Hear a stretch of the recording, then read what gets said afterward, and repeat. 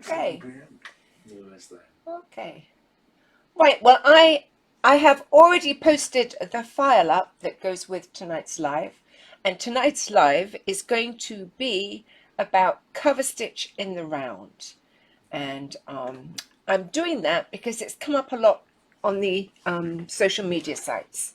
So I thought we'd have a quick look at it and check out the tapes and the stitching and all that kind of thing. So it is about knits tonight. And I know not everybody has cover stitch, but it's quite an interesting subject. And a lot of people buy cover stitch machines to do this one thing, and that is to hem. Of course, they do a lot more than that, but they're predominantly hemmers. So let me start off and say that you need to set up your machine for cover stitch, and I haven't given you the setting. And the reason for that is we're talking about knits, and knits are just so vastly different.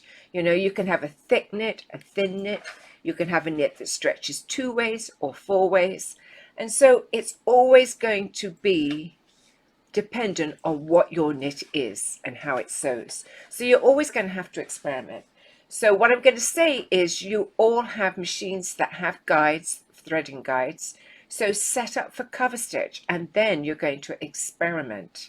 And we're going to go through, and I'm going to mention when it's a good time to do certain things. So I'm not abandoning you, I'm just not giving you numbers because it will vary. I noticed that the Euphoria requires a higher number on the chain looper than the Triumph does. So I think it's best you all stick to your guides. So Linda says she wants to know how to stop and finish a cover stitch hem. And we can do that. We can do that. We're going to be working it around, but this will be another way for you to do it or to just run off. I will cover it anyway, now that you've asked. So the first thing we're going to look at, I want to remind you, we're working with knits, is the needles. Now, a lot of people use their designated needles. Because we're working with cover and chain, we have to use our designated needles. Okay, so a lot of people just use, if you're using the baby lock, that's ELX 705CF for all of the cover stitch machines that we have, machines that have cover stitch. And there is a knit version, so you can get those needles in a ballpoint version, and they are ELX 705CF, and then in brackets they have SUK, and that means that they're actually ballpoints. Okay, so a lot of people use their regular needles and it's just fine, but you may find that you do better with ballpoints. So the next thing we're going to discuss is the threads. Now you can use regular serger thread or you can use the stretch threads. The stretch threads can be used in the upper looper and the lower looper. Sorry, we're talking about cover stitch. Let me rephrase that. They can be used in the chain looper, and they can be used in the needles. People tend to think you can't use them in needles. You absolutely can. Most of the manufacturing companies now are using stretch threads throughout. Okay, so the only thing I would say is I tend to find that the stretch threads make the seam a little bit thicker. So you may just want to use it in the chain looper, and that will make it thinner and it will make it softer. And normally the chain looper is going to be against the body, that stitch. So there's a thought. Okay, so which foot am I going to use? And that's always a discussion because it's all about what you like. And some of you really, really love the see-through regular foot. And while I think it has its place, it's not my favorite foot for construction. And particularly if I'm using a differential feed because it's not very heavy. Okay, so I don't think it meets the feed dogs as well as it could. So remember, we're working in the round, so we need to come back over our stitches. So that would have made this a good foot, and it still might be a good foot. Don't let me put you off. Do what you want to do. But you can see through this foot so you can see where the stitches are. So that's a bonus. Then again, we have the open-toed foot. Now the open-toed foot has just that, an open toe. And I have found on knits that it tends to pleat up. Okay, so not my favorite foot for knits in the round, but absolutely my favorite foot for wovens in the round. So which foot am I going to use? Well, I could use my regular foot, and I possibly will, or I could use my chain foot, which is a bit narrower, and I quite like using this foot because it's a little bit more delicate. But I'm going to use my regular foot because I know you all have a regular foot, and that will work just fine. So that is the foot. Okay, so what I'm going to do now is I'm going to ask if there's any immediate questions, and I'm going to show you how I prepared my hem. I'm looking at Richard. Yes, there are. He says yes.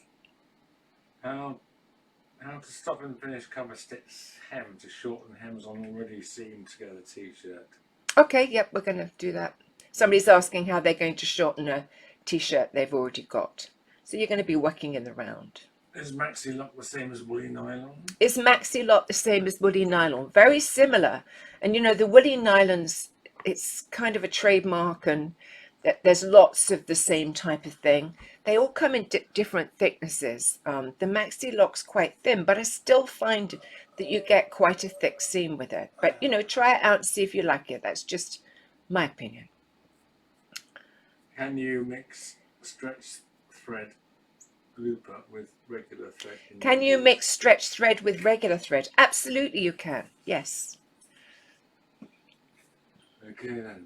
We're good. Chain foot in the 29-piece Triumph Talk foot kit? Yes, the chain foot will be in your 29-piece foot kit. Okay. So let me turn you onto this camera. What I want to do is I just want to show you how I prepared. Whoops, just let me move. I've got a doll right in front of me. I don't know why. But... Okay, let's move this over so you can see it. Right. So I'm going to change over to this camera and show you how I prepare for it. You know, it's all about the pressing. Okay, just let that camera settle. I can see it's coming in and out for a minute. So what I've done, and this is what I always do with knits, I really make an effort to press them well. I don't use many pins, and I actually don't use fusible tape, although I could do, and I've nothing against it. I just find most of the time a good press does the job for me. So here is a hem, and I pressed it up approximately an inch. It's eyeballed because it's just a sample. And I used steam on it, and as soon as I'd steamed it, it was damp. So then I let it dry. But this is how I do the seams, because this is where people tend to have problems. Okay, so here is my seam. And can you see that I have cut into my seam at the fold line, but not through the stitching, just through the main part of the seam. And then I folded that section to the left, this to the right. And what that allows me to do is to fold this up, and it reduces the width. Okay, not the width, the thickness. It reduces the thickness. So let me show you again. This seam was like that. I cut it at the fold line. I pressed one to the left, one to the right. And when I fold this up, it will reduce the thickness of that seam. Okay, the other thing that I often use is I use a clapper. This is a clapper. And when you've steamed your fabric, if you hold this over it, the steam absorbs into the wood, and somehow or another it makes it flatter. I don't exactly know how, but I do know it works. So I regularly use those because it just helps to have the seam as flat as possible. But we'll deal with, you know, the fact that there might be problems with that too as we go along. So, do I have any questions on that? No. Okay. So the next thing I want... I'm sorry, yes there is. Why would we use stretch thread when a serger is designed for knits? That's a good question. Somebody said, why would we use stretch thread when the serger stitch itself is designed for knits? Okay. Stretch thread just gives a little bit more stretch. I think more than anything, it gives a softer stitch, a softer feel to the seam. You absolutely don't have to use it. A lot of people do, particularly on children's wear, babies wear, and exercise wear. It's there as an option. Okay. Right, so the next thing I want to talk about is the differential feed, because of course it's very, very important with knits. And when I've pressed up my hem, I just select my stitch and my differential feed, and I just zip round it, and I don't have a problem generally. Okay, so the differential feed is what helps there, because it compensates for any stretch. So I nearly always have that on about 1.3. Now, if your knit doesn't stretch, don't do it. Or if your knit doesn't stretch in the direction that you're sewing in, don't do it. Because remember, some knits don't stretch lengthwise. They only stretch across. So you don't want to be sewing down the front of a cardigan, say, with a hem. I know that sounds an odd thing to say, but I have got a top that has a hem. It's a tie over. I should have bought it in. And that I did have to think about the direction I was sewing it in. So the next thing you're going to do is you are going to test your stitch for your fabric. And it's always going to be a question of testing it. And some people say that when you're working with knits, it's sometimes easier to use a narrow cover stitch. That's the 1 and 2 needle, rather than the 1 and 3. Now, I have used both. I think it's probably true if you have a finicky knit, it's easier with the narrow stitch. But again, that's what you're going to find out when you experiment. And the other thing I want to say is people say to me, should it be 1 and 2 or 2 and 3 when you're doing narrow? And my advice is this. I tend to go for the 1 and 2 because needle 3 is the last one to catch the bus. And so therefore, I tend to use the 1 and 2. But if you're having a problem with it, by all means move to a 2 and 3. And it might be to do with where you want to put your stitch and how you're going to gauge where you run your fabric. That may come into it too. So again, experiment. It's going to be different. So what happens when you get tunneling, and what is tunneling? Tunneling is when you've got, between those 2 rows of stitches, you get a ridge where the fabric kind of comes up rather than lying flat. And what causes that can be several things. But the first thing to do is to reduce your chain loop tension, okay? That's the zigzaggy stitch on the back. If it's very tight, that's going to cause it to tunnel. And then the other thing that helps is if you reduce your stitch length. And just sometimes if you're using a stretch thread in that chain looper, you really need to make sure that your chain looper tension is very low. So let me get on with showing you how to do it. So I'm going to move you over here and I'm going to put you on the machine. So let me move the camera first, then you won't get giddy. Right, so off we go. So here's my machine and it's all set up, and here is my fabric. And you know, I have to sew from this side. I have to sew from the right side, which, you know, sometimes you'd like to sew from the back, but it's from this side that I'm going to sew. So the first thing I'm going to do is lift my foot and try and release my threads a bit here so I can get my fabric where I want it to go. And I'm going to find something on my machine to help me keep it straight. Now you could use a hem guide and things like that, and I have covered that before, but for tonight I'm just going to find a place to sew. Now I know that my stitch is going to come out on the chain 1 and the chain 2, so my stitches are going to be up here, so I need to find myself something to focus on so that it's straight. So here we go.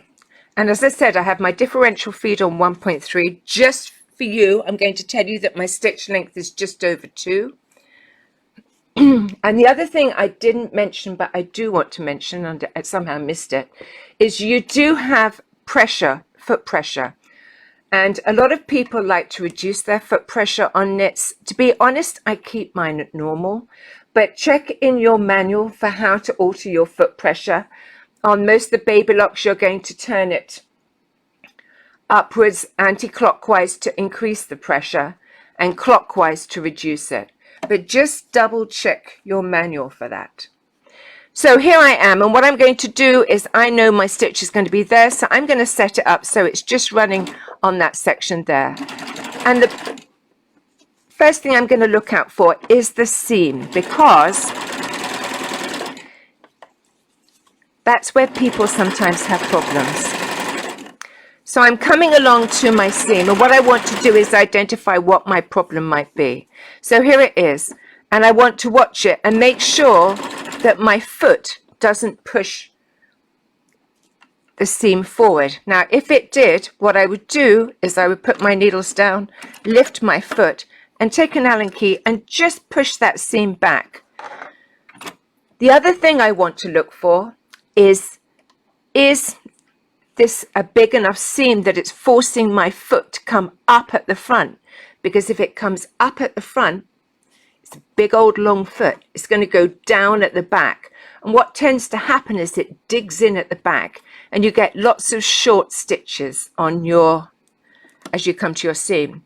So to avoid that, you're going to use a hump jumper, and there's numerous ones out there. But I've got my needles down in the machine, and what I'm going to do is just take my fabric, just pick up a bit, from the back here, and I'm going to fold it, and I'm going to put it under my foot up to my needles. Now, if I put it beyond my needles, I'm going to sew it. So I don't want to do that. And that just raises the back of the foot, which if the front is lifted is going to level it out. And then I'm just going to stitch on. And I'm going to watch and see if it's moving well. And if I have any problem, I'm going to lift my foot, release the pressure. So, and I can see it did slightly move there, but I don't think that was actually the seam. I think it was me. Okay, so on I come, and I'm coming up to being in the round. And I want to say, if you're working on children's wear, sometimes it just isn't big enough to work in the round, and you might need to hem it flat before you sew up the side seams. So I'm coming up, and you note that I didn't start on a seam, just because I think, why start on a problem? So what I'm going to do is I am going to cut off my chain, my extra fabric, thread, back and front, because I don't want it to get sewn in and get all messy, because remember, I'm going to sew over that stitching. And of course I've used purple so you can't see it, sorry about that. I'm also coming up to a seam, so I need to take into account everything I told you about lifting the foot if necessary, or considering putting a hump jumper, or the hem itself is what I use. Fold it over and pull it under the foot up to the needles, but not beyond the needles, because then I will be stitching into it. So, right, so what I want to focus on is that seam, make sure that it's behaving.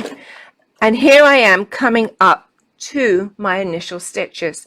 And what I want to do is I want to make sure that these notches here don't go directly over my stitches, because that means that they're going to connect.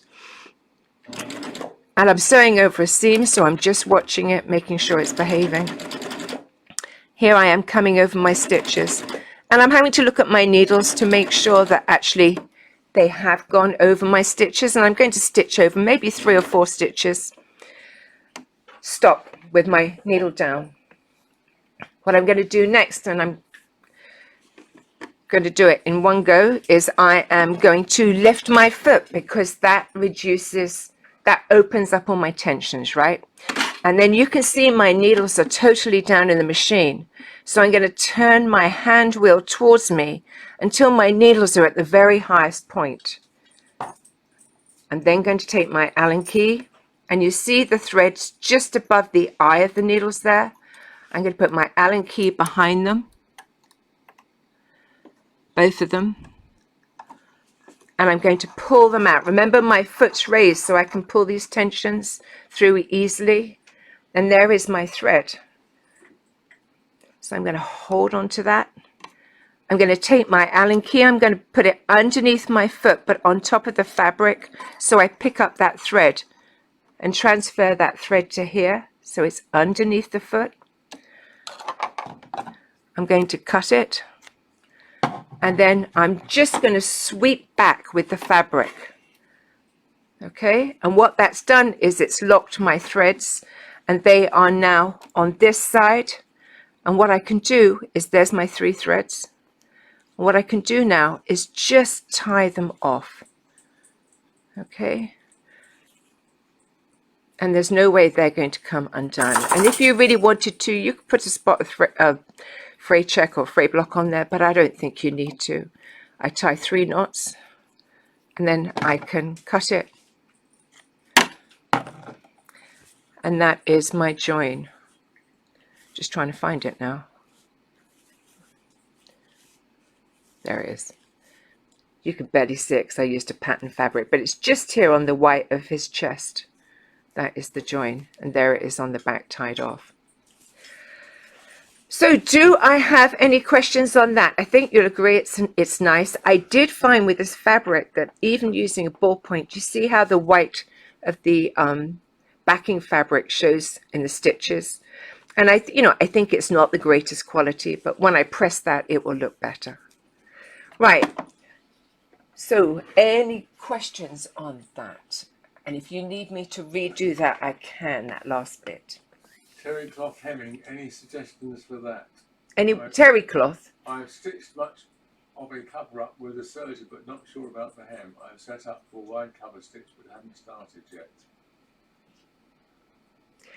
Yeah, I mean, somebody's saying, would they use wide cover stitch for a terry cloth hem? I absolutely would. When you're going round the bottom of a hem on something like a robe, doesn't do any harm to create a thread chain with cover stitch, and then sew on and sew round and sew off, and then take that thread chain and thread it into the back of the stitch. Okay, but right. Do I have no questions on how to release from, because I can show you one more time if it helps anybody. Someone says, I see you have a pack of organ needles. Are these cover stitch needles or universal? What size are they? These are, let me turn you around so you can see. I actually had them there to show you, so I'm glad you commented on them. These are ELX 705. See, there's the number. These are actually a 90, and after that they have 14 SUK, and that's how they look. Okay, so they are ballpoint needles, the version of my designated needle for my machine. Someone, Alexis, wants to know, do you leave that much fabric above the stitching in the back, or would you trim it closer? That's a good question. If I didn't like it, I would go around and trim it. If this had been something I thought about, I might have made it a bit wider when I stitched it.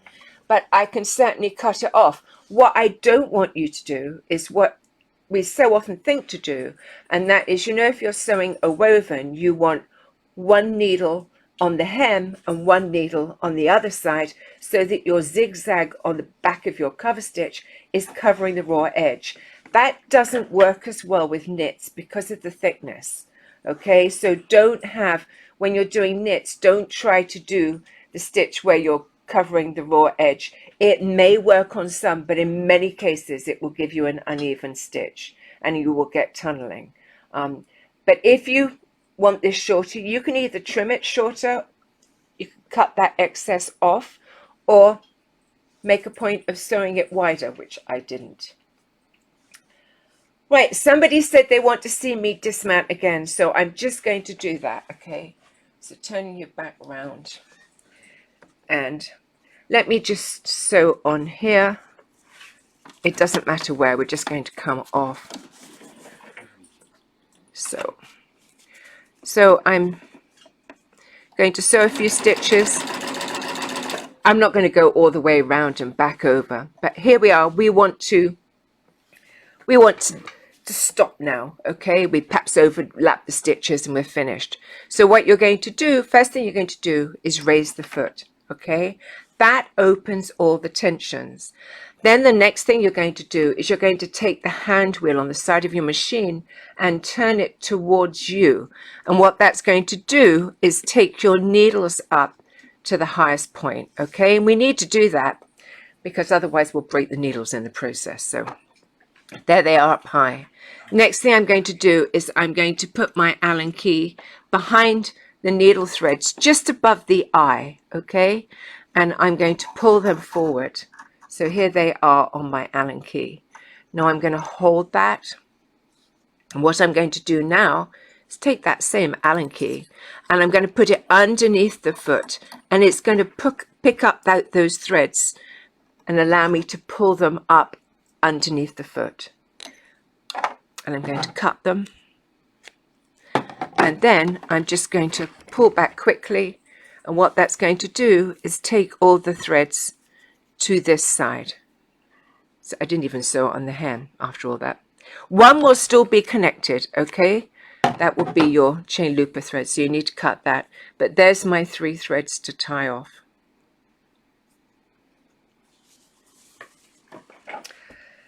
Okay, let me bring you back round to me. Do you trim? Yeah, we mentioned that. Okay. So what I want to do is go on and mention a few other things. So don't let me stop.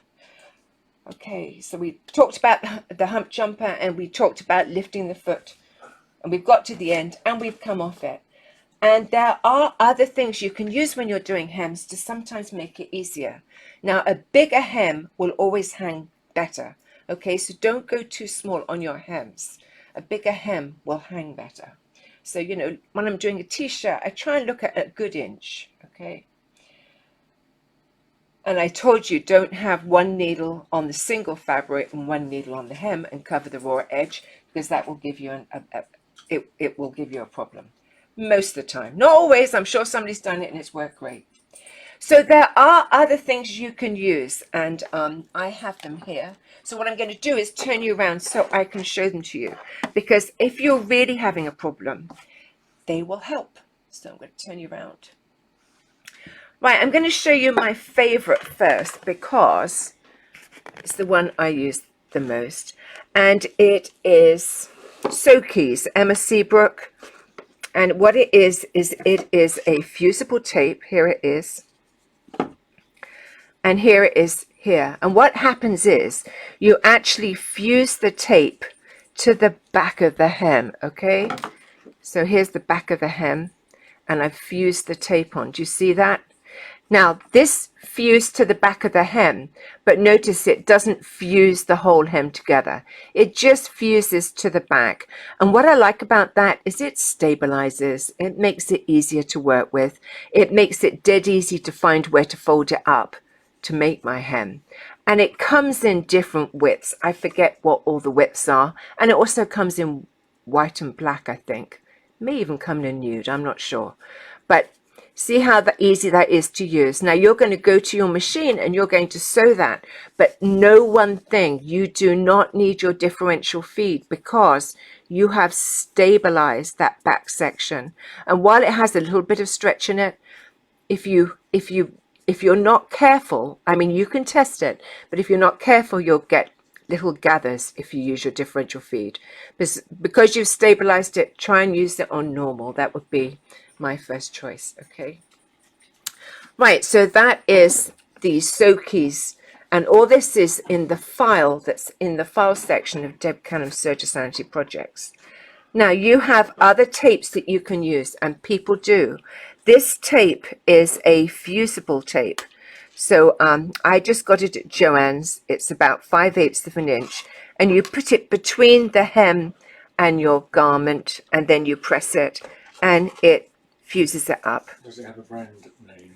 I don't have a brand name for it, mainly because I don't have it in a package, so I don't know what the brand name is. But if you go along, it's 5/8 and it's a webbing type thing, and we use it a lot for fusing up things, but it joins the hem to the garment. Okay, so quite different to the Soki's. And now this is really stabilized. Okay, so no differential feed. And note that this may be visible on the right side. It may alter the look of your hem, okay, of your garment. Okay, the only other tape I had, oh, I know I've got 2 more. This one is the steamer seam, 1/4 inch. Now this one you have to be a bit clever about. I have used this one. See how it's sticky on, and then you put it on, and then you press down and it seals up. But it's only 1/4 inch thick. So if you don't sew right on that tape, it might be that your fabric will stretch. So this wouldn't be my favorite because you're just setting yourself up for a little bit of risk with that very narrow tape. And I've noticed a lot of people are using a wash-away tape. And the only one I have is this one, which I've had forever. And perhaps they do it in bigger thicknesses now. But you put it on, it's like that double-sided one, but it's going to wash away. But again, you've got to be a little bit careful about your stitch, because when you stitch on that, it's probably stabilized. But if you stitch off it, you may need your differential feed. So I don't know how well these will work for you. Maybe they do it wider. I just wanted to show you that it exists, and it's a wash away. And this is the Soki stuff that I really like. This one's 1 1/4 inches wide, and it comes in a 25-yard roll. But I know it comes in different thicknesses and colors. Okay, so do I have any questions on that subject? Whoops.